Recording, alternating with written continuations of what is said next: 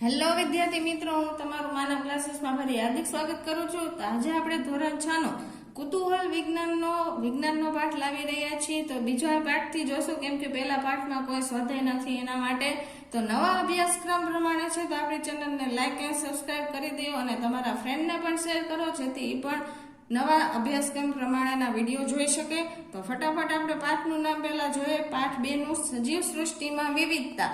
હવે એના નીચે તમને પ્રશ્નના મુદ્દાસર પ્રશ્ન આપેલા છે. એમાં પહેલો પ્રશ્ન છે, મૂળના આધારે વનસ્પતિને કેવી રીતે વર્ગીકૃત કરવામાં આવે છે અને મૂળના પ્રકારો અને પર્ણના શિરાવિન્યાસ વચ્ચે શું સંબંધ છે? તો કે વનસ્પતિને તેમના મૂળના પ્રકારના આધારે સોટીમય મૂળ અને તંતુમય મૂળમાં વહેંચી શકાય છે.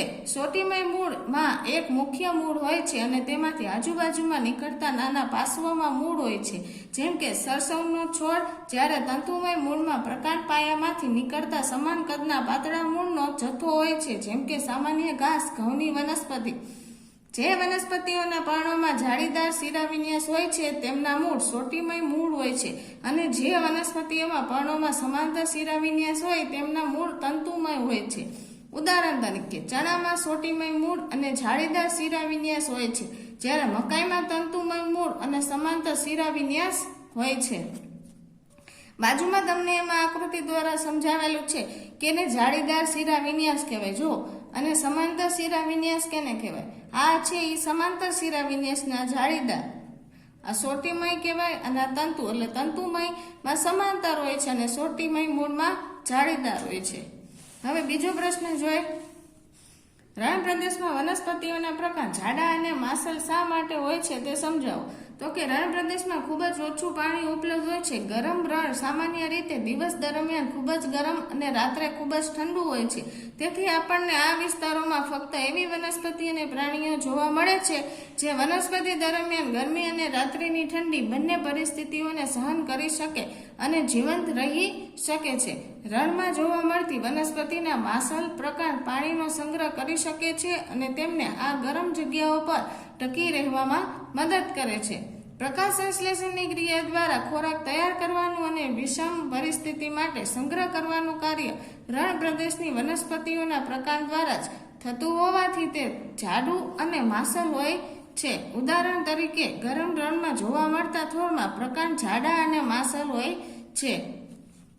હવે છે ત્રીજો પ્રશ્ન, રાજસ્થાનના ગરમ રણ અને લદ્દાખમાં થતા ઠંડા રણમાં રહેતા ઊંટોના અનુકૂલનો તેમને પોતપોતાના પર્યાવરણમાં ટકી રહેવા માટે કેવી રીતે મદદ કરે તે વર્ણવો. તો કે ગરમ રણમાં ઊંટોને લાંબા પગ અને પહોળી ગાતીવાળા પગ હોય છે, જે તેમને રેતીમાં ખૂંપ્યા વગર રણની રેતી પર ચાલવામાં મદદ કરે છે. ગરમ રણમાં જોવા મળતા ઊંટોની સરખામણીમાં ઠંડા રણના ઊંટોની ઊંચાઈ ઓછી અને પગ પ્રમાણમાં ટૂંકા હોય છે. આ ટૂંકા પગ તેમને પર્વતીય પ્રદેશોમાં સરળતાથી ચાલવામાં મદદરૂપ બને છે. રણમાં ખોરાક સરળતાથી મળતો નથી. ઊંટ તેમની ખૂંદમાં ખોરાકનો સંગ્રહ ચરબી સ્વરૂપે કરે છે. ગરમ રણના ઊંટોને એક ખૂંદ હોય છે જે તેમને ખોરાકની અછત દરમિયાન ટકી રહેવામાં મદદ કરે છે. ઠંડા રણના ઊંટોને 2 ખૂંદ હોય છે. ખોરાક ઉપલબ્ધ હોતો નથી અને તે દરમિયાન તેઓને તેમની ખૂંદમાં સંગ્રહિત ખોરાકનો ઉપયોગ કરવો પડે છે. ખૂંદમાં સંગ્રહિત ચરબી અતિશય ઠંડીમાં ખોરાક અને ઉર્જા પૂરી પાડે છે. પરિણામે બંને ખૂંદ સંકોચાય છે. ઠંડા રણમાં ઊંટો માથાથી ગળા સુધી લાંબા વાળ ધરાવે છે, જે તેમને લદ્દાખના ઠંડા શિયાળાની બચવામાં મદદ કરે છે. ગરમ રણના ઊંટ ખૂબ ઓછા પ્રમાણમાં મૂત્રત્યાગ કરે છે. તેમનું છાણ સૂકું હોય છે અને તેમને પરસેવો થતો નથી. ઊંટ પોતાના શરીરમાંથી વધારે પાણી ગુમાવતા ન હોવાથી તેઓ પાણી પીધા વગર ઘણા દિવસો સુધી જીવી શકે છે. હવે નીચે છે તમને ચોથો પ્રશ્ન આપેલો છે, યોગ્ય ઉદાહરણની મદદથી સમજાવો કે વનસ્પતિઓ જુદા જુદા પ્રદેશોની પરિસ્થિતિઓમાં ટકી રહેવા માટે તે પ્રદેશો મુજબ અલગ અલગ લક્ષણો ધરાવે છે. જો તમને આકૃતિ પણ એમાં આપેલી છે, સિક્કિમમાં બુરાસ વનસ્પતિ અને નીલગિરીમાં બુરાસ વનસ્પતિ બંને અલગ અલગ છે. તો જોઈએ આપણે એનો તફાવત. તો કે કેટલીક વનસ્પતિઓ તેમના પર્યાવરણની પરિસ્થિતિમાં ટકી રહેવા માટે વિવિધ પ્રદેશોમાં અલગ અલગ રીતે અનુકૂલન સાધે છે. ઉદાહરણ તરીકે સુંદર ફૂલો વાળી વનસ્પતિ બુરાસ એટલે કે ડેનોડ્રન ને નીલગિરીના સોલાયા જંગલો તેમજ સિક્કિમમાં જોવા મળે છે. તે જે તે પર્યાવરણને અનુકૂળ થવા માટે જુદી જુદી જગ્યાએ જુદા જુદા લક્ષણો દર્શાવે છે. નીલગિરીના સોલા જંગલોમાં જોવા મળતા રોડોડેન્ડ્રોન બુરાંશ ઓછી ઊંચાઈના હોય છે અને પર્વતની ટોચ પર ફૂંકાતા ભારે પવન સામે ટકી રહેવા માટે નાના પાંદડા ધરાવે છે. જ્યારે સિક્કિમના પર્વતોમાં ત્યાંની વિશિષ્ટ પર્યાવરણીય પરિસ્થિતિઓને અનુકૂલન થવા માટે બુરાંશ વધુ ઊંચાઈ ધરાવે છે. 5મું છે પર્વતીય બકરી અને મેદાનની વિસ્તારોમાં જોવા મળતી બકરીનું ચિત્ર જુઓ. તેમની વચ્ચે સમાનતા અને તફાવતોના કારણ આપણે આપવાના છે.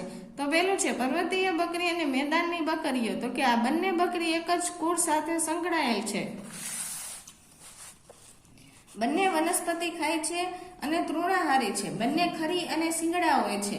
પર્વતીય બકરી અને મેદાનની બકરી વચ્ચેનો તફાવત તો કે રૂંવાટી અને આવરણ. પર્વતીય બકરીઓને ઠંડા વાતાવરણમાં ગરમ રહેવા માટે જાડી અને લાંબી રૂંવાટી હોય છે, જ્યારે મેદાનની બકરીઓને ગરમ આબોહવાને અનુકૂળ ટૂંકી રૂંવાટી હોય છે.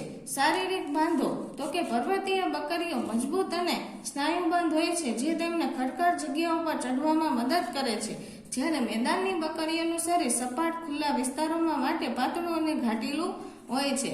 પછી પર્વતીય બકરીઓની ખરી ખરબચડી હોય છે, જે ખડકાળ સપાટી પર પકડ જમાવી શકે છે, જ્યારે મેદાનની બકરીઓની ખરી ઘાસ પર ચાલવા માટે અનુકૂળ હોય છે. અને શિંગડા પર્વતીય બકરીઓના શિંગડા વળેલા અને તીક્ષ્ણ હોય છે, જે રક્ષણ માટે વપરાય છે, જ્યારે મેદાનની બકરીઓના શિંગડા નાના, ઓછા અને તીક્ષ્ણ હોય છે, જેથી તેઓ શિકારીઓથી બચવા માટે ઝડપથી દોડી શકે છે. 6થા પ્રશ્નમાં છે નીચે આપેલ બતકની આકૃતિમાં નિર્દેશિત લેબલવાળા ભાગનું અવલોકન કરો. અન્ય પક્ષીઓની તુલનામાં બતકના પગમાં તમને ક્યાં તફાવતો જોવા મળે છે?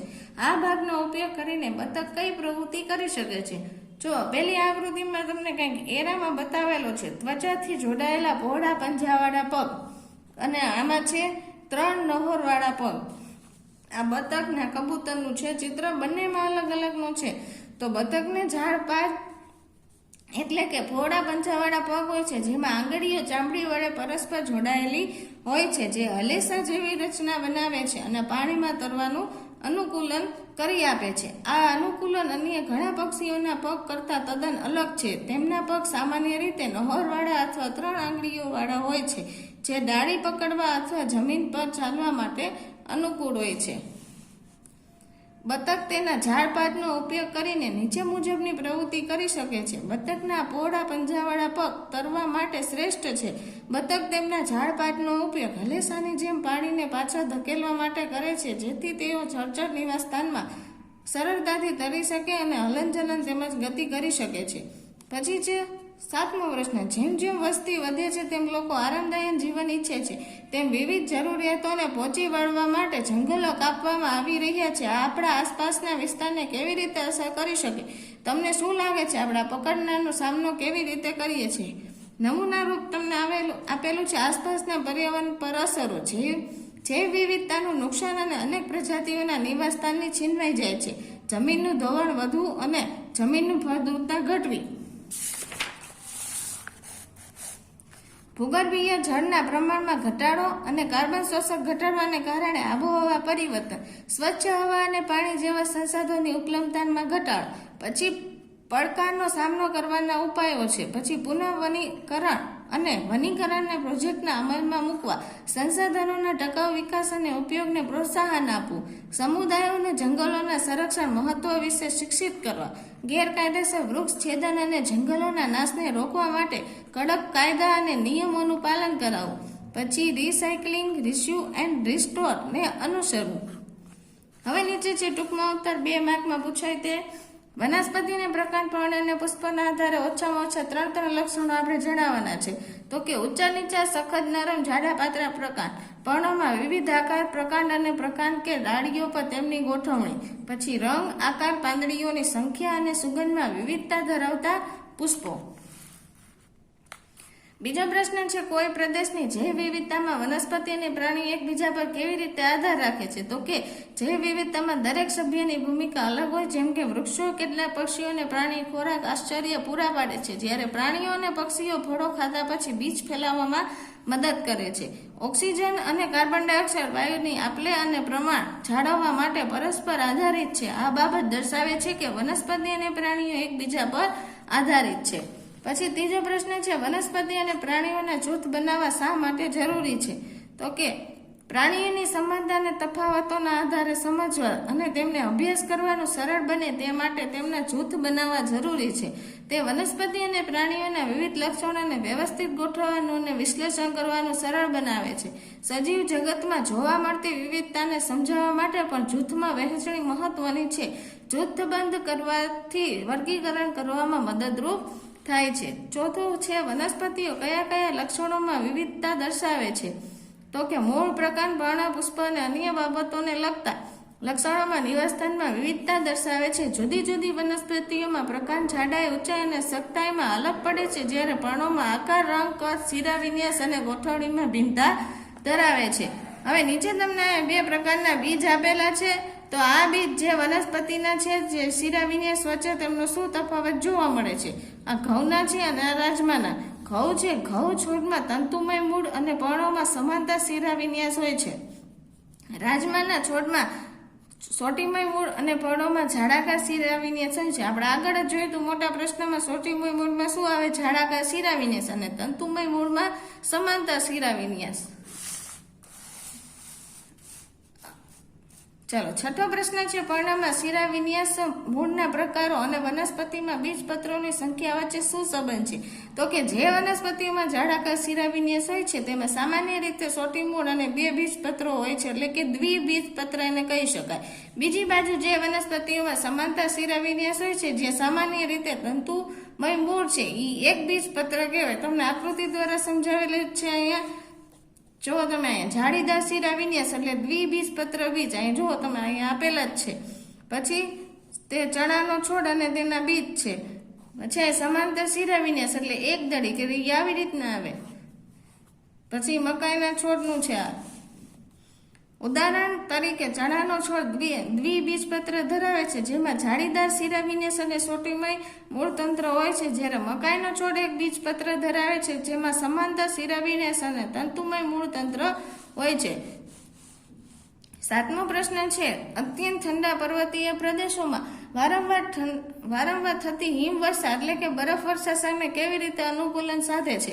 અત્યંત ઠંડા પ્રદેશોમાં પર્વતોમાં વારંવાર હિમવર્ષા થાય છે. આવી સ્થિતિમાં ટકી રહેવા માટે કેટલાક વૃક્ષો બરફને સરળતાથી સબકી જવા દેવાની ક્ષમતા ધરાવે છે. ઉદાહરણ તરીકે આવા પ્રદેશોમાં જોવા મળતા દેવદારના વૃક્ષો શંકુ આકારના હોય છે, જેમાં લવચીક અને ઢોળાવવાળી શાખાઓ હોય છે, જે તેમને ઠંડી અને બરફ વર્ષાની સ્થિતિમાં ટકી રહેવા માટે સક્ષમ બનાવે છે. પાછળ તમને તફાવત આપેલો છે છોડ અને સૃપનો. તો કે છોડમાં શું હોય? તો કે લીલા અને નરમ પ્રકાંડ ધરાવતી નાની વનસ્પતિ, અને ઓમાં સૃપ મધ્ય કદની વનસ્પતિ જે સખત અને કાષ્ટી એટલે કે લાકડા જેવી પ્રકાંડ ધરાવે છે. ગુલાબનો છોડ ને આમાં ટામેટાનો છોડ ઉદાહરણ તરીકે આપેલો છે. જો તમને કોઈ બીજા આવડતો હોય તો તમે એ પણ લખી શકો છો. તેમનું પ્રકાંડ લીલું અને કુમળું હોય છે, જે સહેલાઈથી વાળી શકાય ને. તેમનું પ્રકાંડ સખત એટલે શું? તો કે કઠણ હોય છે, પરંતુ વૃક્ષના થડ જેટલું જાડું હોતું નથી. તેમને ડાળીઓ હોતી નથી અથવા ખૂબ ઓછી હોય છે. તેના પ્રકાંડના પાયા પાસેથી જમીન નજીકથી ડાળીઓ નીકળે છે. હવે નીચે એક બે વાક્યના પ્રશ્ન જવાબ આપેલા છે. પહેલો પ્રશ્ન છે, તુલસીના પર્ણોમાં કેવા લક્ષણો ધરાવે છે? તો કે તુલસીના છોડના પર્ણોમાં જોડીમાં અને એકબીજાથી વિરુદ્ધ દિશામાં હોય છે. પછી જે કોઈ પ્રદેશની જૈવ વિવિધતામાં શાનો ફાળો હોય છે? તો કે કોઈ પ્રદેશમાં ચોક્કસ પ્રદેશમાં જોવા મળતી વિવિધ વનસ્પતિ અને પ્રાણીઓ તે પ્રદેશની જૈવ વિવિધતામાં ફાળો આપે છે. પર્યાવરણ અને સૂક્ષ્મ જીવો પણ અગત્યના પરિબળો છે. પ્રાણીઓનું જૂથ બનાવવા માટે કયા લક્ષણોનો ઉપયોગ કરી શકાય? તો કે તેઓ શું ખાય છે, તેઓ ક્યાં રહે છે, તેમનો રંગ કેવો છે, તેઓ કેવી રીતે હલનચલન અને પ્રચલન કરે છે, તેવા લક્ષણોને ઉપયોગ કરી શકાય છે. નવા સજીવના જન્મની પદ્ધતિ ઈંડા મૂકે છે કે બચ્ચાને જન્મ આપે છે. વનસ્પતિની ઊંચાઈ અને પ્રકારના આધારે તેના કયા કયા જૂથ પાડી શકાય? તો કે વનસ્પતિ તેની ઊંચાઈ અને પ્રકારના આધારે છોડ, સ્વરૂપ અને વૃક્ષમાં વર્ગીકૃત કરી શકાય છે. ઉપરાંત નબળા પ્રકાંડવાળી, વહેલા અને ભૂપ્રસારી વનસ્પતિ પણ જોવા મળે છે. 5મો પ્રશ્ન છે, પ્રકારના આધારે વૃક્ષોની લાક્ષણિકતા કઈ છે? તો કે વૃક્ષો ઊંચા હોય છે અને તેમને સખત, જાડા, કથ્થાઈ અને લાકડા જેવા પ્રકાંડ હોય છે. તેમની ડાળીઓ સામાન્ય રીતે જમીનની ઘણી ઊંચે પ્રકારના ઉપરના ભાગેથી નીકળે છે. ઉદાહરણ તરીકે આંબાનું વૃક્ષ. વેલાઓને આધારની જરૂર શા માટે પડે છે? તો કે વેલાઓનું પ્રકાંડ નબળું અને પાતળું હોય છે, તેથી તેમને ઉપર ચડવા અને વૃદ્ધિ પામવા માટે આધારની જરૂર પડે છે. 7મો પ્રશ્ન છે, જાળીદાર શિરા વિન્યાસ એટલે શું? આ પ્રકારનો શિરા વિન્યાસ ધરાવતી બે વનસ્પતિના નામ આપો. તો કે ભણમાં મુખ્ય શિરાની બંને બાજુ જાળી જેવી રચના જોવા મળે છે, તેને જાળીદાર શિરા વિન્યાસ કહે છે. આ બાજુ પણ આગળ છે થોડોક પ્રશ્ન. જાસૂદ અને બારમાસીના પર્ણોમાં આ પ્રકારનો શિરા વિન્યાસ ધરાવે છે. સમાંતર શિરા વિન્યાસ એટલે શું? તો કે આ પ્રકારનો શિરા વિન્યાસ ધરાવતી બે વનસ્પતિઓના નામ આપો. તો કે પર્ણમાં શિરાઓ એકબીજાને સમાંતર હોય તેને સમાંતર શિરા વિન્યાસ કહે છે. કેળ અને ઘાસના પર્ણ આ પ્રકારનો શિરા વિન્યાસ ધરાવે છે. સોટીમય મૂળ ધરાવતી વનસ્પતિના 3 ઉદાહરણ. તો કે રાઈ એટલે કે સરસો, ચણા અને સદાબહારનો છોડ. 10મો પ્રશ્ન છે, તંતુમય મૂળ ધરાવતી વનસ્પતિ થોડા ઉદાહરણો આપો. તો કે સામાન્ય ઘાસ, લીલી ચા, ઘઉંનો છોડ, તમામ પ્રકારના ઘાસ એટલે કે હરેક ઘાસ એમાં આવી જાય. પછી 11મું, જો કઈ વનસ્પતિના પર્ણોમાં જાળીદાર શિરા વિન્યાસ હોય તો તેના મૂળ કેવા પ્રકારના હશે? જો વનસ્પતિના પર્ણોમાં જાળીદાર શિરા વિન્યાસ હોય તો તે સોટીમય મૂળ હશે. 12મો પ્રશ્ન છે, જો કોઈ વનસ્પતિ તંતુમય મૂળ હોય તો તેના પર્ણોમાં કયા પ્રકારનો શિરા વિન્યાસ હોય? તો કે જો વનસ્પતિને તંતુમય મૂળ હોય તો તેના પર્ણોમાં સમાંતર શિરા વિન્યાસ હશે. પછી છે 13મો પ્રશ્ન, એક દળી વનસ્પતિ કોઈ પણ બે ઉદાહરણ આપો. બે કીધા છે પણ આપણે અહીંયા વધુ લખેલા છે. મકાઈ, જુવાર, બાજરી, ઘઉં અને ચોખા બધા પાકા કરી લેવા જેથી પરીક્ષામાં કોઈ તકલીફ થાય નહીં. દ્વિદળી વનસ્પતિ કોઈ પણ બે ઉદાહરણ આપો. તો કે ચણા, રાઈ, મગ, તુવેર ને વગેરે. પછી છે 15મો પ્રશ્ન, પ્રાણીઓને જોવા મળતા વિવિધ પ્રકારના હલનચલન કયા અને તે માટે તેઓ શરીરમાં કયા અંગોનો ઉપયોગ કરે છે? તો કે પ્રાણીઓ ઉડી શકે, દોડી શકે છે, સરકી શકે છે, ચાલી શકે, કૂદી શકે, તરી શકે. તેઓ આ માટે શરીરના વિવિધ અંગોના ઉપયોગ કરે છે, જેમ કે ઉડવા માટે પાંખો, દોડવા કે ચાલવા માટે પગ, તરવા માટે મીનપક્ષ અને સરકવા કે કૂદવા માટે શરીરના અન્ય અંગો. પછી 16મો પ્રશ્ન છે, થોરના પ્રકાંડ કેવા પ્રકારના હોય છે? તો કે થોરના પ્રકાંડ જાડા અને માસલ અને મોટા ભાગે લીલા હોય છે. પછી 17મા પ્રશ્નમાં શું કીધું? તો કે દેવદારના વૃક્ષોનો આકાર કેવો હોય છે? તો કે દેવદારના વૃક્ષોનો આકાર શંકુ જેવો હોય છે. 18મો પ્રશ્ન છે, સિક્કિમમાં જોવા મળતા રેડોડેન્ડ્રોસ બુરાસ ની ઊંચાઈ નીલગિરીમાં જોવા મળતા બુરાસ કરતા કેવી રીતે અલગ છે? તો કે નીલગિરીમાં જોવા મળતા રોડોડેન્ડ્રોન કરતા વધુ ઊંચા હોય છે. નિવાસસ્થાન વનસ્પતિ પ્રાણીઓના અસ્તિત્વ ટકાવી રાખવા માટે કેવી રીતે મદદ કરે છે? તો કે જીવવા માટે જરૂરી પાયાની જરૂરિયાતો પૂરી પાડે છે, જેમાં ખોરાક, પાણી, હવા, રહેઠાણ, સંરક્ષણ અને અન્ય જરૂરી સંસાધનોનો સમાવેશ થાય છે. નિવાસસ્થાનના આધારે વનસ્પતિ અને પ્રાણીઓના જૂથ બનાવવાની એક રીત સૂચવો. તો કે નિવાસસ્થાનના આધારે વનસ્પતિ અને પ્રાણીઓને જમીન પર રહેતા અને પાણીમાં રહેતા એમ બે જૂથમાં વહેંચી શકાય છે.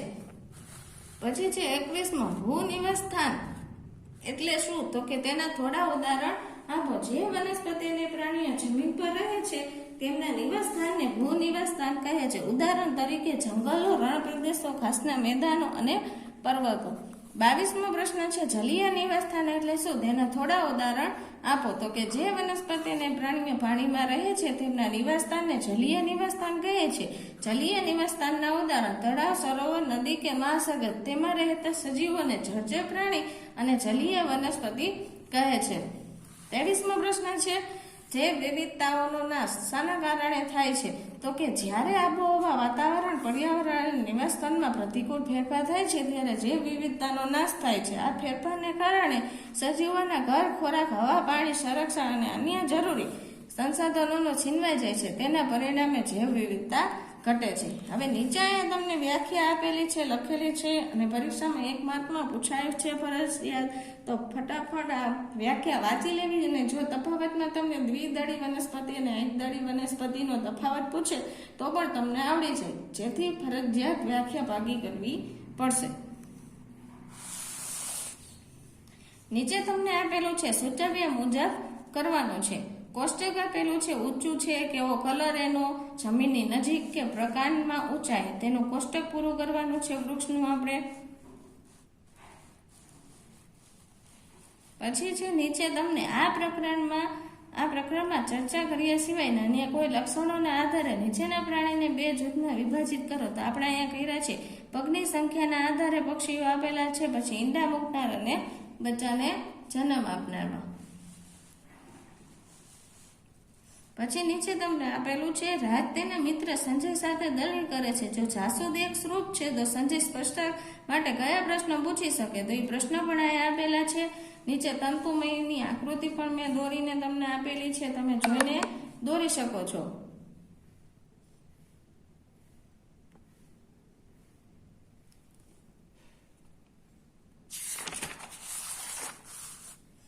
પછી આ બાજુ સોટી મૂળની આકૃતિ સાથે મેં દોરી દીધી છે, તમે એ પણ જોઈને એમાંથી દોરી શકો છો.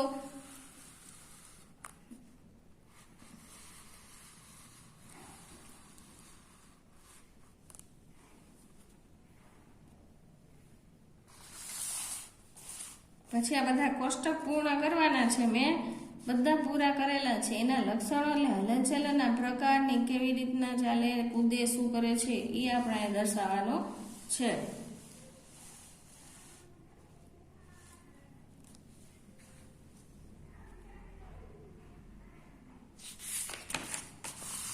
આ બાજુ વિકલ્પ આપેલા છે એ પણ તમે જોઈને આનાથી કરી શકો છો.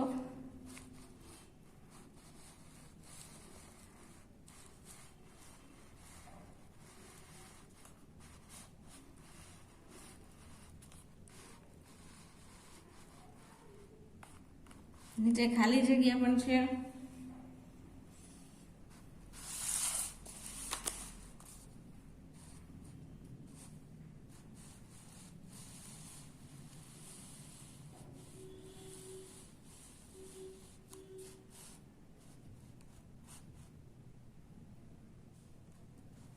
ચલો આ ખરા ખોટા છેલ્લા છે. નીચે તમને પારિભાષિક શબ્દો આપેલા છે, તમે માહિતીમાં કોઈ વાંચવું હોય, શીખવું હોય તો એના માટે એ શબ્દો છે તો તમે રીડ કરી શકો છો, અથવા કોઈ પરીક્ષામાં સ્કૂલમાં પૂછે તો તમારે પાકા કરવાના રહેશે. તો આ વિડીયોને આપણે વિરામ આપશું. તો નવા અભ્યાસક્રમ પ્રમાણે વિડીયો છે તો ફટાફટ આપણી ચેનલને લાઇક એન્ડ સબસ્ક્રાઇબ કરી દેવો અને તમારા ફ્રેન્ડને પણ શેર કરો, તેથી એ પણ નવા અભ્યાસક્રમના દરેક વિષયના વિડીયો જોઈ શકે.